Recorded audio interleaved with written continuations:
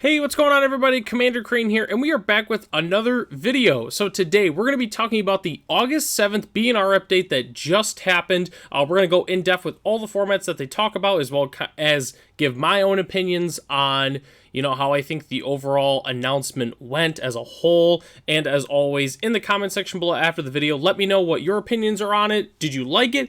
Did you not like it? Was it okay? What bans were you hoping for? What unbans were you hoping for? Just let me know in the comment section below. So the banned and restricted update. This, as of the recording of this video, this is happening on the 8th. So the day after, which this will probably be coming out on the 9th most likely. I'll talk about it more in the in-depth part of it, of my personal thoughts on it, but overall, I think it was a very meh, for the most part, banned and restricted update. I think, overall, I was okay with the unbans, but I definitely think that there was some other formats that should have been adjusted, that kind of thing. So, alright, we're going to hop right into here. Okay, so, the unbans. Preordain. Preordain was unbanned in Modern, and Mind's Desire was unbanned in Legacy. So if I'm not mistaken, Mind's Desire is like one of the quickest banned cards in a format ever for the most part. Obviously, Mind's Desire, it's from Scourge from a long time ago. It's gotten 1,000 reprints at this point, but very cool to see Mind's Desire come back. I've played against it, and the card is really, really good, but I don't think it's definitely oppressive for the most part. Definitely not the biggest Legacy expert anymore, but I don't think that this is going to be an issue at all in Legacy. Preordain was banned a long time ago. I think it was banned a little bit after Pro Tour Philadelphia, from what I understand, along with Ponder. But yes, it's been banned in Modern for a very, very long time, and it's very cool to see it come back. I've cast this a little bit in Legacy, and I don't think it's going to be too good for the format just as a whole. So those are the unbans. So we're going to talk about the bans. None. There were no bans, which I think for for some formats it was not surprising, but I think for some formats it was. I think a lot of people were expecting a shakeup in Modern. Pioneer, potentially there was a chance that there was going to be a shakeup, but I think overall people were pretty surprised that nothing from Modern was banned as a whole, which was kind of weird. The other formats, Legacy and Vintage, I can't really speak on those too much, but I know that Orcish Bowmasters is very, very good in Legacy, so I know maybe people thought it was maybe going to get the axe in that format potentially. But anyways, so next we're going to be going over the article. I've got the whole article that I'm going to read to you, and we're going to go over it kind of along. I'll go over it as we go along. My goodness, cannot talk to it. It's all these no bans are just got me all mixed up right now. So, all right. So obviously, Modern, Preordain is unbanned, and Legacy, Mind's Desire is unbanned. I think what's really cool now is the effective date goes in the day of the ban and restricted announcement. I always thought it was weird how we'd get the Monday B&R update on a Monday, but then the B&R wouldn't go into effect until Friday. So technically, if you were going to a local Wednesday Modern or something, said card was still banned or unbanned. I always thought that was kind of weird. But anyways, so that was the official poster of the whole ban and restricted update. So, all right. In the last announcement, we talked about the new cadence of changes in standard rotation growing from 2 years to 3. Goodness, I could not say that. In that article, we stated that most format changes would happen once a year at this timing, just before previews of the fall set that normally accompany a rotation. While our goal is to make changes only once a year to promote more confidence and stability in Standard, we've left ourselves a window with each major set release. The next one is October 16th, windows we plan to use sparingly. In that smaller window, we will be more amenable to making changes to non-rotating formats over Standard, because the previous announcement also contained several changes to Standard, and because the format has looked healthy and varied in that time. Today we'll focus on Pioneer, Modern, Legacy, and Vintage. Unless there's a significant issue, expect our next Standard update to happen next year at this time. Well, first of all, I don't agree with that at all. If you actually look at the Standard metagame as a whole, it is black decks that are still by far and away the best decks in Standard. I know, what is it? I think it's Dimir and Esper for sure is really big. Mono Black is still really, really huge. The Standard metagame is extremely unhealthy for sure. Something definitely should have been addressed in that format. The fact that they say it's healthy is kind of mind-boggling to me for the most part. It's definitely not healthy, but honestly, not really here to talk about Standard today, as it's not a format I'm a huge expert in. All right, Modern. A lot has happened in Modern since our last Pro Tour level event, which also took place in Barcelona 4 years ago. Crazy to think that it was 4 years ago. During that time, various strategies rose and fell. More changes were made to the BNR list. We released Modern Horizons 2, and Modern transformed into a more interactive format. Yeah, that's an understatement. Recently, our third set with direct-to-modern legality in Lord of the Rings Tales of Middle-earth released to set the stage for the Pro Tour that occurred last weekend. Early buzz was that the One Ring, being a powerful colorless artifact, was showing up in a lot of different decks, with Orcish Bowmasters picking up steam shortly after. Yeah, I would agree to that. I definitely would agree to that. When the metagame preview from the Pro Tour was showcased, it was initially concerning. While the metagame share of decks is in normal ranges and is relatively diverse, the play rates of brand new cards in the One Ring and Orcish Bowmasters as the number 1 and number 2 cards respectively is something we rarely see in high-level Eternal formats. Yeah, no, that's very rare to see something like that. The example that comes to mind for me specifically, I know this isn't Eternal, well, it is Eternal format, but when Eldrazi I'm not saying that One Ring and Orcish Bowmaster are as good as the Eldrazi, but when Eldrazi just came out of nowhere and was just destroyed the Pro Tour, I feel like that's the first thing that comes to mind. Like, they're like, oh, this Eldrazi deck, oh, people are playing that, oh, it only had 1 loss on day 1. Oh my god, it's all over the top 8. That's kind of what that reminded me of a little bit, at least in that statement. As we watched the tournament unfold, and after we had many conversations with players both competing in the Pro Tour as well as attending MagicCon Barcelona to play Modern, much of our concern subsided. A variety of decks were performing well, and the games and interactions within those games looked healthy. We saw some amazing matches over the weekend that were textured, interesting, and interactive. While it is true that these 2 cards make big waves of the Pro Tour and within the format, these cards, the One Ring particularly, can fit into a variety of decks and a spread of macro archetype strategies to comfortably compete within the format without overshadowing everything else present in Modern. It turns out when you make a really powerful colorless artifact that any deck can play, a lot of decks are going to take advantage of that. I know, kind of weird, right? Almost like a different artifact that was very efficient at drawing cards that had to get banned. Smuggler's Copter. Excuse me. Anyways, games can be frequently decided by having the One Ring in play for multiple turns, but the bar for 4-mana cards being too strong in a format as powerful as Modern is high. Not many games are quickly decided by a runaway from either the One Ring or Orcish Bowmasters, allowing players to play long, interactive games with plenty of back and forth. I must have witnessed Urza Saga recruiting Haywire Might to take care of the One Ring about a dozen times, which begs the question, who is the real hero of the story? So, I think with this statement, for a long time, the reason why expensive cards were not very played in Modern for a long time was because, yes, the format was very, very fast. It used to be, there was Twin, there was Amulet, there was Infect, Burn is still around, but it's a little bit different story now. There was always very, very fast decks, okay, that didn't have time to play 4 or 5 mana spells. But now, since the format is so slow, it's a different animal. It's a different animal now. Since you made the format so interactive, now the One Ring, you have time to play a 4-mana artifact. You have time to do that. So I think that's something they need to account for. Also, the fact that it's indestructible gives protection from everything. It's not like it's a 4-mana and then you cross your fingers and pray. It's you're going to be getting a ton of value off of the One Ring. So I feel like that's something that they don't really account for. It's being as powerful Modern as high. It's different. It's a different format though now. And at least with Haywire Might, just think about this. What if they didn't print Urza Saga? If they didn't print Urza Saga, I'd like to see how this would go, because just having a way to tutor to destroy someone's One Ring is great, obviously, but if you don't have that effect, then what would happen? You can't Boseiju it, so basically, a lot of decks don't even have an answer for it in the main board and have to play a main board answer, but definitely Haywire Might is, I feel like, kind of covering up a little bit of what could have been, or in terms of the overall power level of the One Ring. That said, while we aren't taking action against any cards from Lord of the Rings Tales of Middle-earth today, we do want to be clear that these cards are on our radar. Despite the healthy tournament results and there seemingly being plenty of wiggle room to explore further in the format during the upcoming regional championship qualifiers, the play rates of these cards are still high. We'll be monitoring the long-term fun of the One Ring's play pattern, especially given its ability to be looped and a reset to repeat its Enter the Battlefield ability.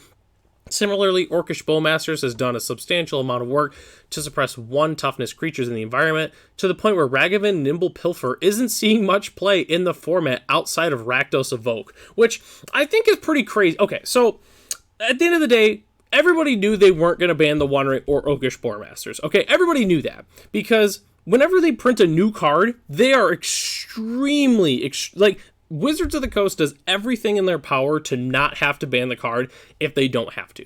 And quite frankly, I can understand where they're coming from. It's frustrating when people, like, it's a brand new card and it already gets banned. You know, we've seen this in the past with, like, Hogak, like when they banned Bridge from Below because they didn't want to ban Hogak right away and things of that nature. You know, like Oko's a great example, like Uro. They didn't want to have to ban their new card, but sometimes they're just too powerful, and that's what you have to do. In this case, obviously, it's the same thing. One Ring Orcish Bowmasters, they're not going to ban them. I think what's really interesting, though, how they talk about how Ragavan isn't even seeing that much play. I think that's kind of if you think about it, like, the card that you printed is so efficient, then the last best creature in the format isn't even playable anymore because of the new creature that you just printed. So I feel like that's more of, I don't know if that's like a good thing, like, oh yeah, like people said Ragavan was such an issue, but now it's unplayable. I feel like that's not really like a aha, that's not like a gotcha moment or anything. That's more of like, yeah, that's telling that maybe Orcish Bowmaster could potentially be an issue. I don't know. That's how I got this statement. I know it seemed like they were trying to like defend the fact that like, oh hey, we didn't ban Ragavan even though it was a problem, and I don't know. That's just not how I look at that statement anyways. So why are we unbanning Preordain? Well, it's not something that we do often. We are interested in finding opportunities to reduce the size of the modern ban list when we believe will make the format more fun and provide players with more options. As I noted at the top, a lot has changed in the format in the last 4 years, even more so since 2011 when Preordain was banned. So yeah, Preordain's been banned for a long time. Obviously, the main reason was because of combo decks, which I think they're going to talk about that more in the next paragraph here.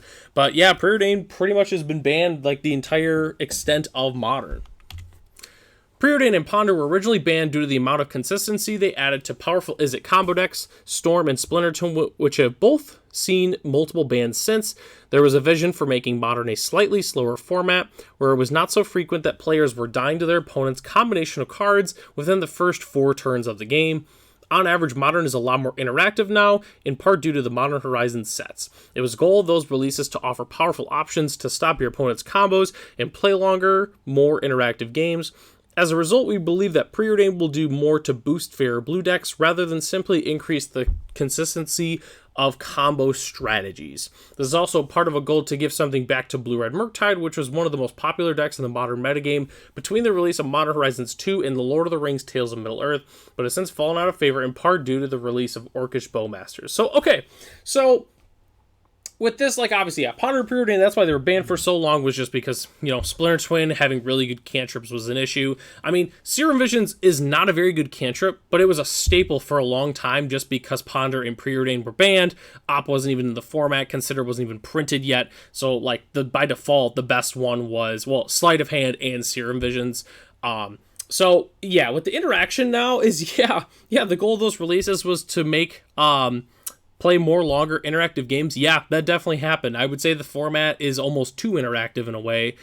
It's definitely just what I like to call mid-range soup is kind of how it reminds me of that. It feels like games are very like, I don't know, the first couple turns is just like slinging removal spells back and forth in a way is how it is, at least from my point of view with that. But anyways, I'm not going to go more in depth on that. The part I really wanted to talk about the most was the Orcish Bowmaster effect. Like, yeah, Blue-Red Murktide was literally everywhere. Okay, that deck was, like, I feel like that was all people played half the time was Blue-Red Murktide. Orcish Bowmaster, yeah, kind of wrecks that deck. It kills the early Darcys, it kills the early Ragavans. If they, you know, any of the extra cards they draw, you flash in the Orcish Bowmaster. It's just like, yeah, Orcish Bowmaster single-handedly is very, very good against that deck. So I can definitely understand, you know, why it's fallen out of favor. Like, it's not a thing anymore, like with the power of Orcish Bowmaster. But I think unbanning Preordain to try and help that, I don't think is, if that's why they unbanned it, then I think that's kind of silly. I don't think that's why they unbanned it. I think they unbanned it just because they can. Like, it's not going to be a problem. You know, like Modern years ago is different than Modern now. Quite frankly, there's a lot of cards on the ban list that I don't even think would be very good in the format, but I think this is just a testing the waters right now. So anyways, we're going to go to the next one. Oh, that was it for Modern. So, okay. All right, we're going to go to Pioneer. All right, so the Pioneer metagame continues to have a wide spread of playstyles and archetype representation from tournament to tournament. While there are known pillars in Mono Green Devotion, Rakdos variants, and creature-centric aggro decks, their metagame shares rise and fall at a healthy clip. Recently, new versions of Lotus Field Control have gotten some extra attention, but its win rate and metagame share sit about where we would expect any reasonable deck to fall.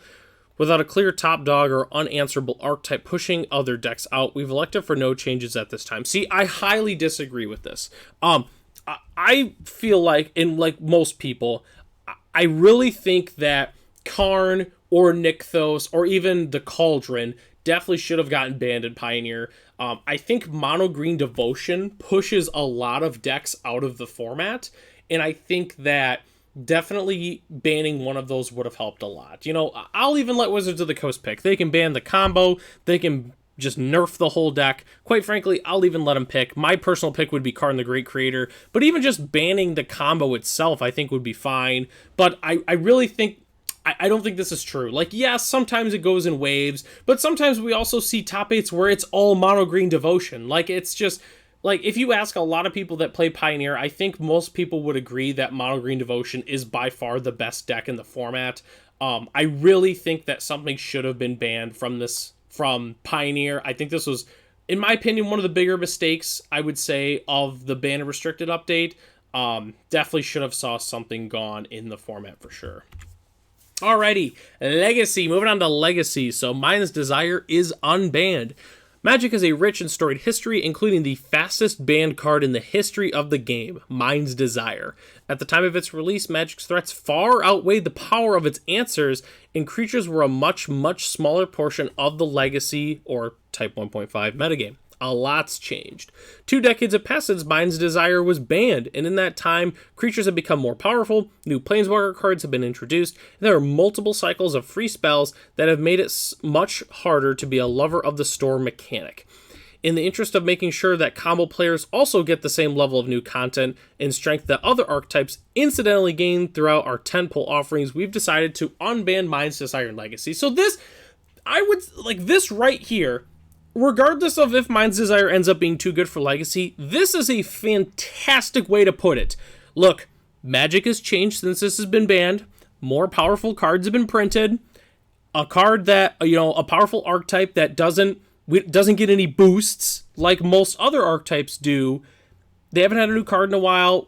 We think we can unban this. We don't think it's going to be too good. Like, this is literally perfect. This exact section, they nailed it. And quite frankly, I think they could copy-paste this, you know, down the road when they want to unban some cards in Modern, you know, if they want to bring back, like, Birthing Pod, or even, like, Splinter Twin, or whatever. Insert random banned Modern card that everybody talks about.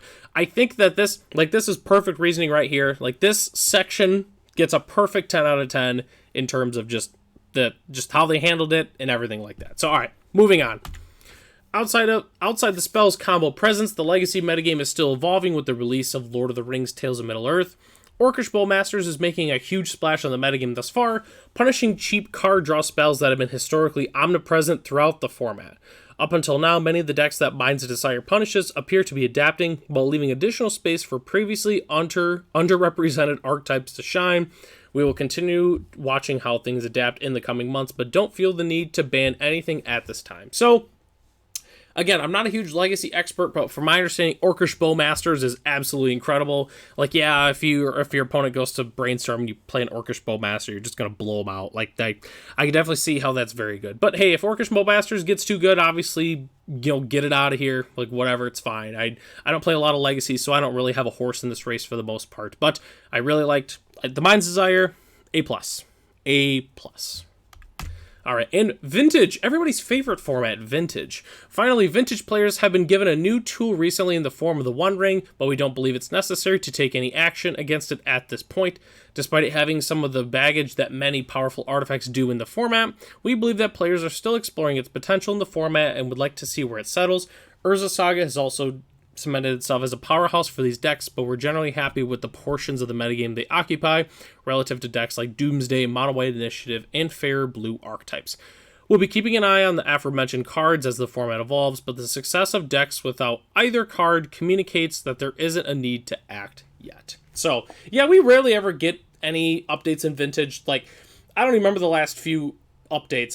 Was it like Lurrus? They restricted Karn the Great Creator or something. And then Lodestone Golem 100 years ago. I don't remember. I don't even know what the heck even goes on in Vintage for the most part. So anyways, that is the entire article right there. So closing thoughts. So I'll keep this generally pretty brief. I think not banning KGC, Karn the Great Creator, or Cauldron, Pestilent Cauldron in the format, or even Nykthos, I think was a big mistake. I really think one of those cards should have been addressed. In terms of anything else, I don't think so. For a while it seemed like Fable, but I don't think recently Fable has been as big of an issue. But I think in terms of cards that are on the watch list, it's for sure like Nykthos and Karn, and Fable the Mirror Breaker for sure. So Pioneer, I think they dropped the ball on that one. I think they dropped the ball on Standard as well. I think definitely we should have saw maybe Shield of the Apocalypse get banned, potentially. I don't really know what would fix Standard absolutely. I know it's just kind of like just a pile right now. So I don't really know what that format would need to help boost it anyways. Maybe just make better green cards. That's what I would personally do. But anyways, Modern. I think Modern was pretty okay. A lot of people would have liked to see a ban for sure. I think assuming the format continues how it does now, in a couple months, I think absolutely. I think the One Ring and or Orcish Bowmaster would see a ban. I really don't think Orcish Bowmaster is ever going to be banned, if I'm being honest with you. It seems like a really weird card to have to ban. I just don't think it will. I don't think it's quite that efficient. Like, yes, it's very good, but I don't think it's at the level that people think it is. But I could be wrong. It's also really good because of the One Ring. I mean, the One Ring, the Orcish Bowmaster, they kind of fight against each other a little bit. But anyways, I think Modern, it's fine. I would love to see more unbans in the very near future, though. Legacy and Vintage, I don't really have a dog in those fights, but Mind's Desire is a very, very cool card, and it's definitely cool to see it get reprinted. If you like to play Storm, like Legacy and Vintage should be your formats, and quite frankly, I think that those archetypes should be good, quite frankly, in Legacy and Vintage. Obviously, you can do that relatively in each format.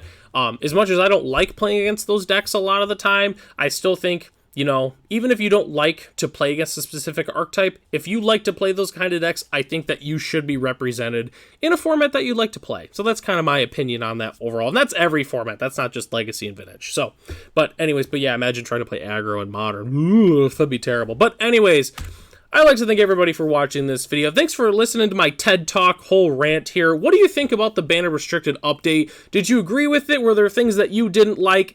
What cards should have been banned or unbanned? Just let me know in the comments section below. I really appreciate you for watching the video. If you'd like to check out some other videos on my channel, feel free to do so. I'm Commander Crane. Thanks for watching, and I'll catch you in the next one.